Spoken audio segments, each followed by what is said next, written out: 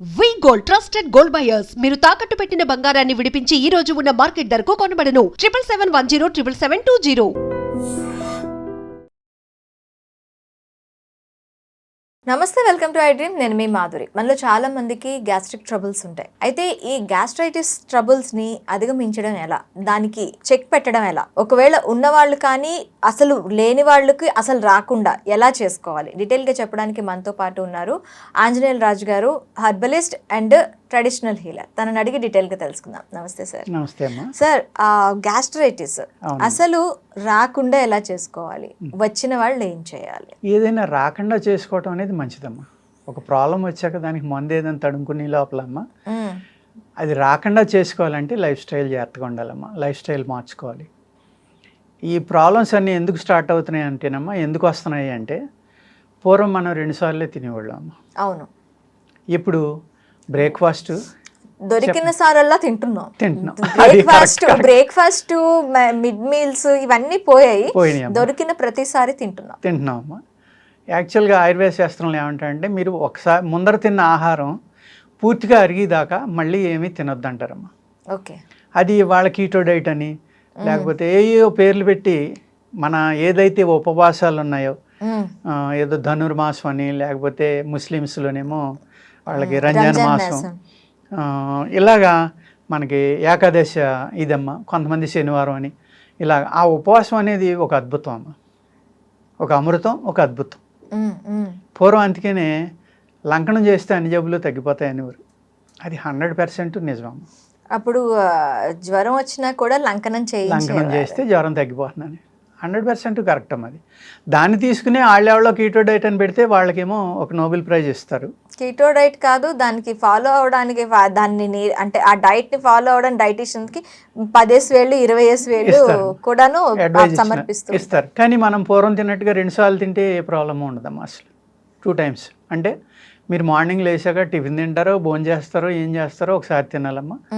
Evening కూడా మళ్ళీ మీరు 2 to 3 కానీ 3 to 4 కానీ ఏదో పెట్టుకుని 1 hour తినండి అమ్మ. కావాల్సినంత తినండి.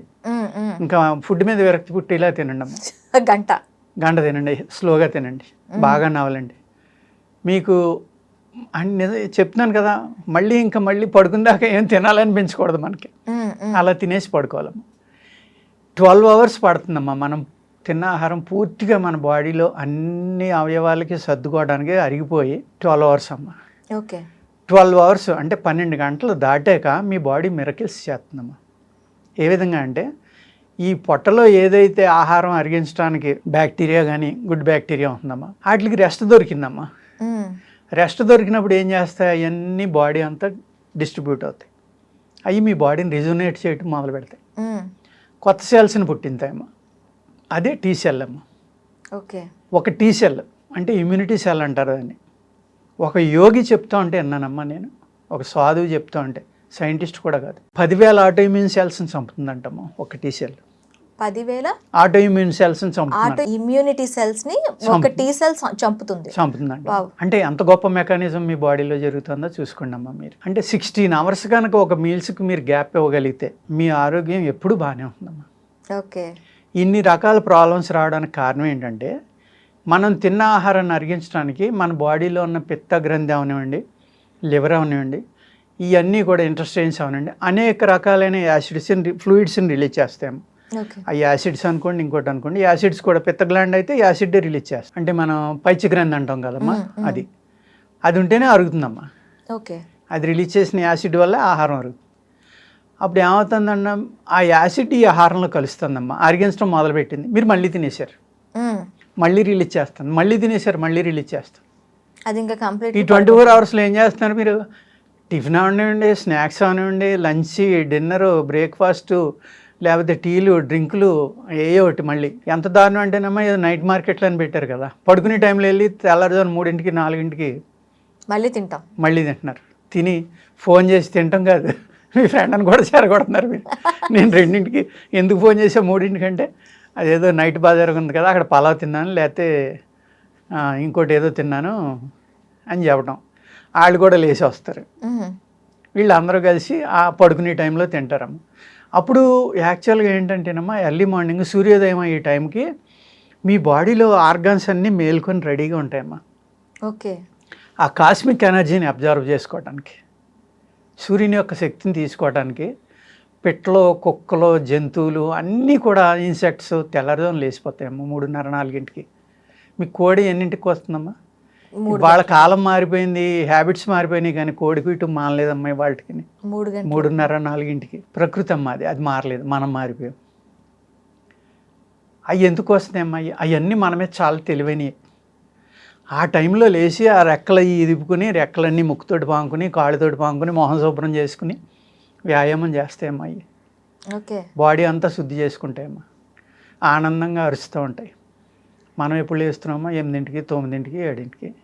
ఆ సూర్యుడు ఎప్పుడు ఉదయిస్తున్నాడో కూడా తెలియదు, అంతే కదమ్మా. ఎప్పుడైతే మనం ఆ టైంకి లేచి మనం తినకుండా ఈ 16 అవర్స్ గ్యాప్ కనుక ఇవ్వగలిగితే అమ్మా, మీ గట్ అనేది ఎప్పుడు ఆరోగ్యంగా ఉంటుందమ్మా. మీకు దానికోసం మందులు అక్కర్లేదు, ఇంకోటి అక్కర్లేదు, ఏమీ అక్కర్లేదమ్మా. మన పూర్వీకులు అంతే కదమ్మా, 6, 7కి తినేసి వెళ్ళిపోయేవారు. లేదు 2 గంటలకు లేచి పొలం వెళ్ళేవాళ్ళమ్మా. నేను వ్యవసాయం ఫ్యామిలీ నుంచి వచ్చాను, అగ్రికల్చర్ ఫ్యామిలీ నుంచి, అందుకు నాకు బాగా తెలుసమ్మా. 2 గంటలకు ఇంట్లో ఎవరు ఉండేవారు కదమ్మా, మార్నింగ్ 2 o'clock. ఓకే. మా కజిన్స్ కొంతమంది అయితే వాళ్ళు 1 గంటకే వెళ్ళిపోయేవారు. 3 o'clock ఇంటికి పాలు వచ్చేసి అమ్మా, టీ తాగేవారు. ఓకే. అసలు ఆ 3 దాటి ఎవడైనా పడుకుంటే అంత వెధవలేడని ఊళ్ళో అందరూ తిట్టేవారు. ఓకే. ప్రెస్టేజ్ అది. ఎంత సిగ్గుపడేవారు అంటే 3 దాటాక మంచం మీద పడుకున్న మగవాడు ఇంకా అంత ఎంత కాదమ్మా. అలా ఉండేది, ఒక సిస్టమ్ ఉందమ్మా అప్పట్లో. అందుకు అందరూ ఆరోగ్యంగా ఉన్నారు. అప్పుడు చనిపోతే టప్పమని చచ్చిపోయేవారు. సో 90 ఏళ్ళు కూడా హ్యాపీగా పొలం వెళ్ళి వచ్చేవారమ్మా. వాళ్ళు 60 రాకుండానే మోకాళ్ళ నొప్పులు, 20 రాకుండా మోకాళ్ళ నొప్పులు, నడు నొప్పులు, మెళ్ళ నొప్పులు, లంబార్ అంటారు, ఇంకోటి అంటారు. ఎన్ని రకాల ప్రాబ్లమ్స్ వస్తున్నాయమ్మా. అవును. ఈ విధంగా గట్టు ఆరోగ్యం అనేది మోస్ట్ ఇంపార్టెంట్ అమ్మా. మీరు ఇందాక ఏదైతే మీరు క్రితం ఎపిసోడ్లో కాన్స్టిపేషన్ గురించి మాట్లాడతా ఫ్రీ అయితే కనుక ఆరోగ్యంగా ఉంటాడని ఎలా అంటున్నారో, అది ఫ్రీ అయినప్పుడే ఈ గట్ శుభ్రంగా ఉంటుందమ్మా. Okay. At the same time ఆ పూర్తిగా అరిగిపోవాలమ్మా. తిన్న ఆహారం పూర్తిగా అరగకుండా రెండోసారి ఎట్టి పరిస్థితుల్లో మీరు తినకూడదు. పాలు తాగుతున్నాం, మజ్జిగ అది ఆహారం కాదమ్మా, అదే ఆహారమే. ఒక వాటర్ తప్ప ఏమీ తీసుకోకూడదమ్మా. ఓకే. అలా తీసుకుంటే అదే విధంగా చాలామంది అంటూ ఉంటారు, ఇప్పుడు రకరకాల వచ్చినాయి అమ్మ. ఏమనంటే భోజనం చేసి ముందర అన్నం నీళ్ళు తాగకూడదు, భోజనం తినేటప్పుడు తాగకూడదు, తిన్న గంట దాకా తాగకూడదు. అది ఎలా అమ్మా? వాతపిత్త కఫాలు ఉన్న వాళ్ళకి, లైట్ బాడీ ఉన్న వాళ్ళకి, మీడియం బాడీ ఉన్న వాళ్ళకి, ఒబిసిటీ ఉన్న వాళ్ళకి 3 రకాలుగా చెప్తారమ్మా ఆయుర్వేద శాస్త్రంలో. ఓకే. ఎవరైతే ఒబిసిటీ ఉందో వాళ్ళు ముందర తాగి అన్నం తినాలమ్మా. ఎవరైతే మీడియంగా ఉన్నారో వాళ్ళు భోజనం చేస్తా తాగాలమ్మా. ఓకే. పెరగరు తరగరు. అప్పుడు ఎవరైతే సన్నగా ఉన్నారో వాళ్ళు భోజనం అయిన వెంటనే నీళ్ళు తాగాలమ్మా. ఓకే. వాళ్ళకి వెయిట్ గెయిన్ అవుతారు. అలా మానేసాము. ఇప్పుడు దానికి రీజన్ లేదు. అంటే ఆచారాలు మనం పాటించాల్సినవి మన శరీర తత్వాన్ని బట్టి కూడా మనం తీసుకునే ఆహారం ఆధారపడి ఉంటుంది. అంతే కదమ్మా. ఓకే. మన శరీర తత్వం అంటే ప్రకృతి అమ్మా. శరీర ప్రకృతి అని కూడా అంటాం. ఎందుకంటే అందుకనే శరీరాన్ని సూక్ష్మ బ్రహ్మాండం అన్నారమ్మా. ఆ ప్రకృతిని బట్టే మన ప్రకృతి ఉండాలి. ఆ ప్రకృతిని వాడుకుని ఈ ప్రకృతిని శుభ్రం చేసుకోవాలి. ఓకే. మీరు అడిగారు కదమ్మా, కాన్స్టిపేషన్, గట్ హెల్త్ కానీ లేకపోతే గ్యాస్ట్రైటిస్. ఈ గట్ట ఎప్పుడైతే మీకు శుభ్రంగా ఉందోనమ్మా, అసలు గ్యాస్ట్రిక్ ప్రాబ్లం అనేది రాదండి. ఓకే.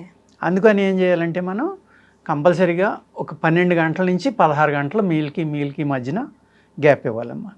ఇస్తే ఏమవుతుందంటే మీ ఆహారం పూర్తిగా అరిగిపోతే కనుక ఈ గ్యాస్ట్రిక్ ప్రాబ్లం అనేది ఎట్టి పరిస్థితుల్లో మీ బాడీలో రాదమ్మా. ఓకే. థ్యాంక్ యూ గురుగారు. నమస్తే అమ్మా.